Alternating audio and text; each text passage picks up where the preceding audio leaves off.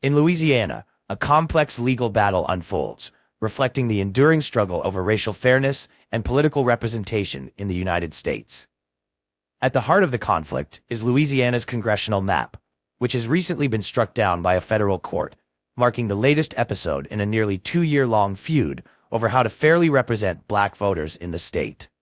Initially, the adoption of a new map featuring 2 majority black districts seemed like a victory for voting rights advocates, a significant step forward following a federal judge's ruling that the state's previous map diluted black voting power in violation of the Voting Rights Act.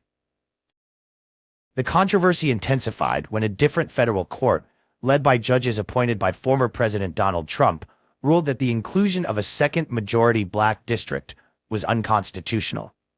This decision has left Louisiana's political landscape in disarray, without a congressional map just 6 months before a pivotal election. This situation is not merely about geographic boundaries. It is a litmus test for the nation's commitment to ensuring equal representation and a reflection of deeper conflicts between empowering minority voters and adhering to the Constitution's traditional redistricting principles. State officials find themselves in a precarious position, navigating the demands of the Voting Rights Act while respecting the Constitution's stance on race considerations. Critics on the left see the legal back and forth as political gamesmanship, potentially undermining the integrity of the Voting Rights Act.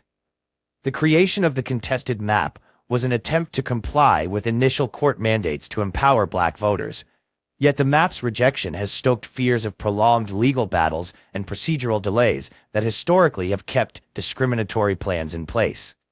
The map itself stretched across the state, significantly altering the demographic makeup of certain districts, and was challenged by a group of 12 non-African American voters.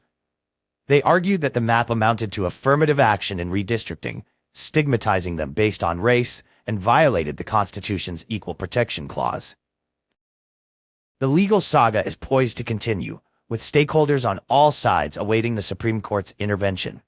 Some Louisiana officials hope for clarity from the High Court, especially in light of last year's unexpected decision that sided with black voters in Alabama.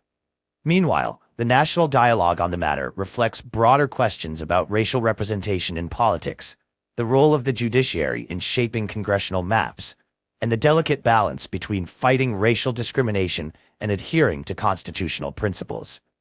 As legal experts, politicians, and activists weigh in, the outcome of this battle could have far-reaching implications for how America grapples with its long-standing challenges of race, representation, and democracy.